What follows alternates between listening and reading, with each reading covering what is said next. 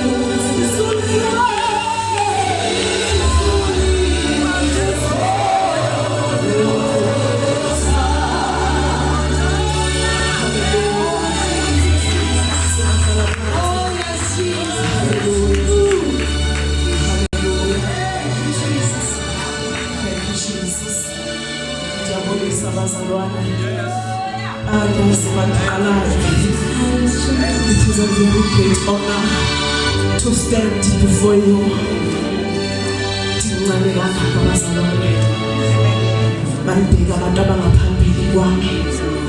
They are my fathers. Kukubusa ukuma phambi kwenu. Ndiyababulisa abagcotshwa bakaThixo abagcwele kuleli ndawo. Egameni likaJesu waseNazaretha. Kakhulu ngibulisa umoya ogcwele. Osifukamile namhlanje. Akekho bekazi ukuthi kuyobajela. Abekho bekekazi uNkulunkulu nawe eJerusalema awumncinane. Nawe eJerusalema awumncinane. Sihlangene ke bangcwele sisendlini kaThixo. Sihlangene ngezwi likaThixo. Thithini namhlanje I will rise. Amen. I will rise. Amen. I will rise. Thema ngibheka ngifuna ukubona ukuthi into enjani ephakamayo. Into enjani ephakamayo. Angikwazi ukuthi ihlala phansi sowuhleli phansi. Angikwazi ukuthi ima ngamanyawo sowume ngamanyawo. Angikwazi ukuthi rise up if you are not sleeping. Hallelujah. Amen. So ngifuna ukwazi ukuthi waye uNkulunkulu ethi kithi ake sikhumbule ukuthi sisengaphakama. Nangalesi sikhathi sisengaphakama. Noma ngabonakala engathi voice yebandla izwakala kodwa sisengaphakama. Noma ngazwakala sengathi sokukhuluma ipolitiki kuphela. Kodwa lethi izwi laNkulunkulu sisengaphakama. It is not over until God says so. Akakapheli ngebandla. So ngifuna ukwazi ukuthi siphakama mangabe sokwenze njani. Ngoba sivele siphakame. Futhi asiphakanyiswa na izivunguvungu. Ngoba lethi iziNkulunkulu nokuthi umhlaba uzanyazanyiswa. Kodwa bathembele kimi abanakusaba. Ayikuthi uNkulunkulu kabone. Futhi ayikuthi abazalwana babone. Siyabona impela ukuthi kuyonakala ngaphandle. Kodwa laba kusinyakazisa.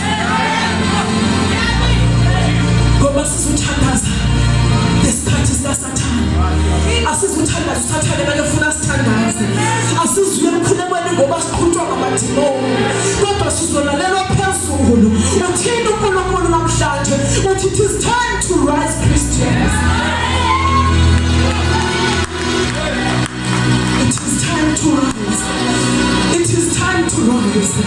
Leli namhlanje i-revival yenze abantu bebeke baphakama ayenzelwa ngumuntu bekehlelelele kodwa uzokhuluma nomuntu obeke waphakama nomuntu oyaziyo inkazimulo nomuntu owaziyo amandla kaNkulunkulu nomuntu ozaziyo izimanga zikaJehova. Namhlanje i-revival izoleke wabisa isandla wathi ngiyamkhetha njengenkosi nomsindisi ize kuwe le revival. Wena ke wabisa isandla wathi nami ngithakabuse kimi ngiyamkhetha njengenkosi ize kuwe namhlanje le revival. Ngoba wena uyazana noThixo and xa ubheka situation uyabona uma isafani nakuqala. Siyazi bakhona abafundisi ababeshumayela ngokuvula umlomo bandlaliwe abantu baphakama bagula izifo ziphiliswe bengekabekwa nezandla bayepha abantu abanjalo.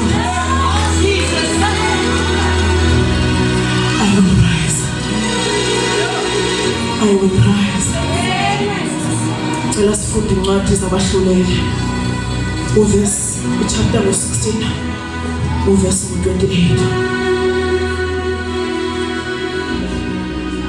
Abahluleli Judges chapter 16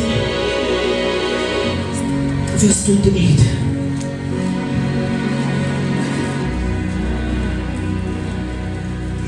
Judges chapter 16 verse 28. And Samson called unto the Lord and said, O Lord God, remember me, I pray thee, and strengthen me, I pray thee. Only this once, O God, that I may be at once avenged of the Philistines for my two eyes. Amen. Lord Jesus, this is your word.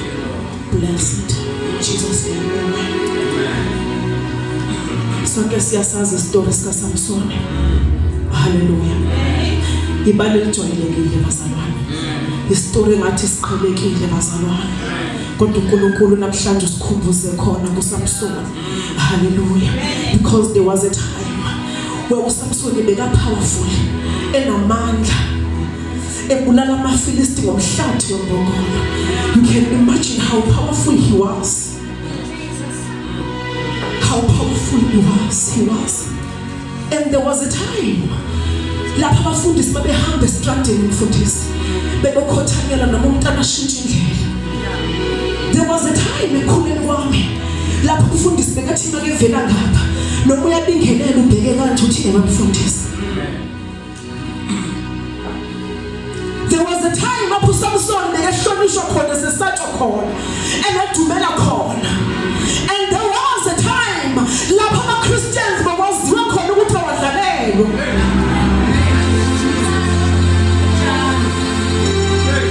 There was a time lapho bakwaziwa ukuthi ungumzalwane loyana kaThixo. Sike sabasikhona isikhathi bangcwele lapho abafana bethi noma ibona intombi intsha kodwa bona uzwe bethi ungumzalwane. I will rise again. I can imagine ukuthi bakwenzekana engqondweni kaSamson. Sekezibona ngelutho. Sekezibona ngesenamandla. Knowing exactly how powerful he was. What was happening at the back of his mind. I can just imagine. Knowing exactly that he was a powerful preacher. Knowing exactly that there was not one that can stand him away in those days. Knowing exactly ukuthi bamhlabelela. Manje sengiyahlabelela abanye bayahleka. Manje sengiyashumayela abanye bathi akumbheka. But there was a time when what happened?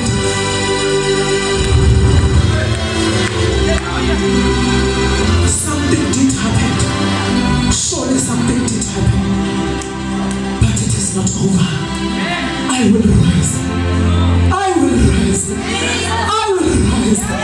Long futhi indaba kaSamson akukhumbuli mangalo uSamson ethandaze powerful. Ngoba lamandla bese ngiwajwayele. Mhlawumbe inkinga siqale thina sijwayelane nomusa. Mhlawumbe ngiqale thina sicabanga ukuthi uNkulunkulu ngumngani wethu. uNkulunkulu uphakamisa igeneration yethu. Generation yama-90s. Wayiphakamisa. Senzani? Sathatha ivangeli sangena ngalo emjolweni.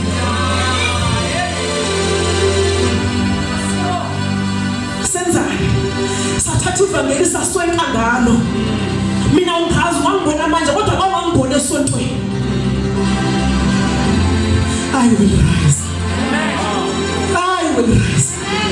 That time is over. I will rise. I will rise. Don't worry. Amphakamela uSathane. I am not proving a point here. God amphakamisa amazulu. I am rising so that the word of God can be known. Because it never expires. Lelo lizwi likaNkulunkulu elithululelwe lisasenamandla namanje. Lizwi kaJehova lisenamandla namanje. Ilizwi likaNkulunkulu wethu lisasenamandla. Lelo lizwi elakwazi ukuvusa uLazaro lathi Lazarus come out lisenamandla namanje. Now I'm not proving a point to anyone, but I am rising. Ukuze kingdom yamazulu ingalabazi ingalambi. Ukuze kingdom yamazulu ibuswe. Ukuze kingdom yamazulu siyabaseka ukuthi khona. I will rise.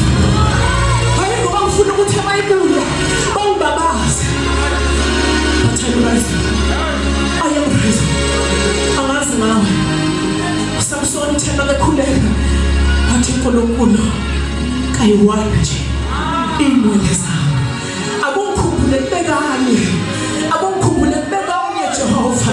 Ngoba uthi ngake naka abona ukuthi angisesenguye lo ya. Angisesenguye lo waSihle.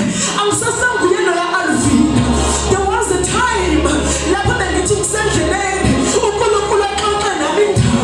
But now I have to sleep. Ukuze uNkulunkulu akhulume. But I remember there was a time apho bengibheka umuntu ukudlala imuvi. But now I have to sleep. Ukuze uJehova akhulume. uNkulunkulu akasakhulumi ngalalapha. Kodwa ngoba uNkulunkulu ayisusi intambiso kumuntu. uNkulunkulu ayisusi igift kumuntu. Bangabe ukunikile ukunikile. If you decide ukuthi uhambe ophuza naye, uyohamba nawe eduze kwakho.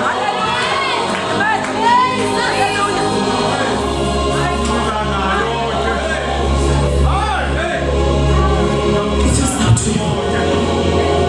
Kodwa uNkulunkulu uthi ivangeli it is enough. Kuhlekisiwe ngathi bazalwane. Kuhlekisiwe ngevangeli. Kuhlekisiwe ngoSamson. Bemkhipha ngishonetho. Bembeka drive. Lalela, if you don't believe it, go to India. You will see ukuthi kwenziwani ngama-Christians. Go to India. You will see ukuthi kwenzani ngama-Christians. Basenza kanje. Uzosaba nokuthi nami nginguye. Nami ngingumnye wabo. Sengathi ungavele uthule nje. Nokuthi hayi bantu bathi phela sinenyama. Bathi phela siphile enyameni. Angisho usazi ukuthi uthini. Konakele bazalwane. Konakele. Konakele.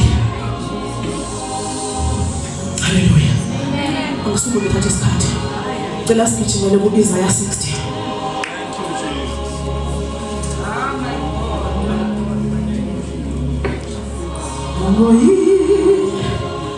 Que perfumo e onde cá coça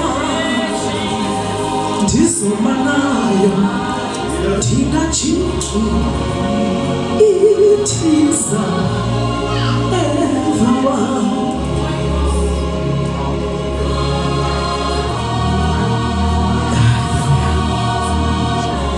e onde capa e tiza onde capa dizauya nayo dizauhamba nayo ndleleni ngoba ithi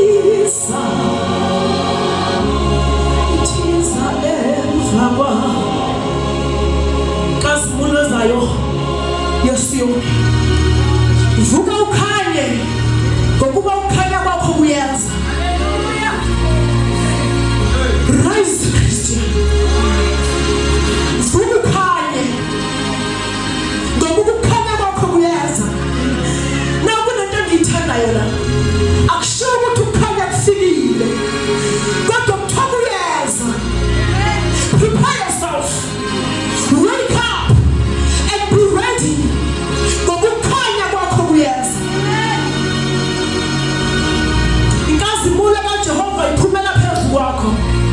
Ngokubabheka ubumnyama uyasilelela umhlaba nesigayegaye abantu, kepha uJehova uyaphuma phezu kwakho. Nenkazimulo yakhe iyakubonakala phezu kwakho. Izizwe ziyakuhamba ekukhanyeni kwakho. Namakhosi ekukhazimuleni kokuphuma kwakho. Kukhuluke lentombi Ziyoni. Thatha abathi ingubo zakho. Ibandla lelikhulunywa nalo la. Hallelujah. Ibandla lelikhulunywa nalo la. Uthi uJehova namakhosi ayakukhothamela, ayakukwazi. Namakhosi mzalwane, namakhosi ayakwazi. Kunendawo esiyongena kuzo singenayo nephepha longena. Siyohlala emaparlamente sibeka umthetho. Ngoba isikhathi sethu sifikile noma siyenza. But right now prepare yourself. Be ready. Rise up. Clean yourself. Cleanse yourself. Purify yourself.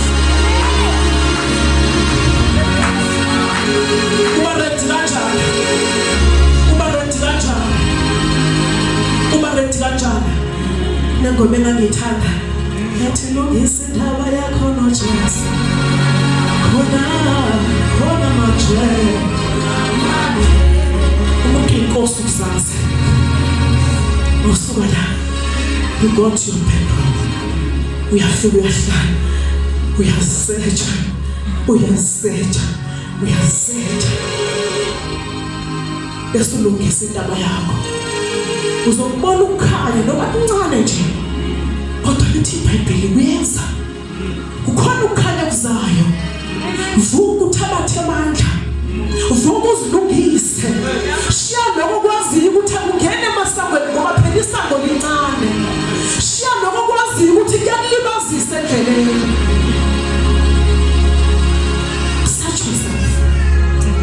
Search yourself. Yakubona. Yakuhleba. Yakungabaza.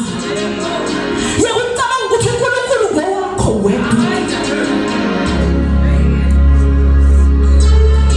Shia.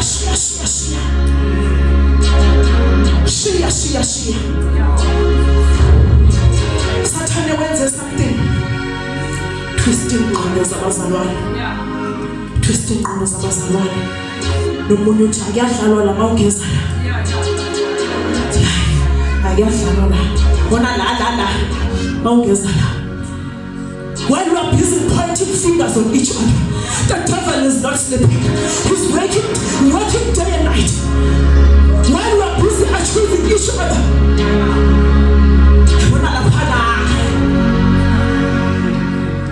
mama buredu ufuna uNkulunkulu wozela. Asina wasibhizi senza lokho. Sathana kalali. Uyasebenza. Ngalesi sikhathi uhlushwa ukuthi wena usingile. Sathana ufaka emqondweni wakho. Abanye ababamba imic babamba ngeriki. So lo uhamba ufuna umshado. Kanti kunani ukuthi abangena ezulwini abangashadanga yini? Lokungena ngapha phuma ungena ngapha. Lokungena ngapha phuma ungena ngapha. Ngoba phela nawe ufuna ukufana nabanye. Thizwe lenkosi ifunani mina maqala.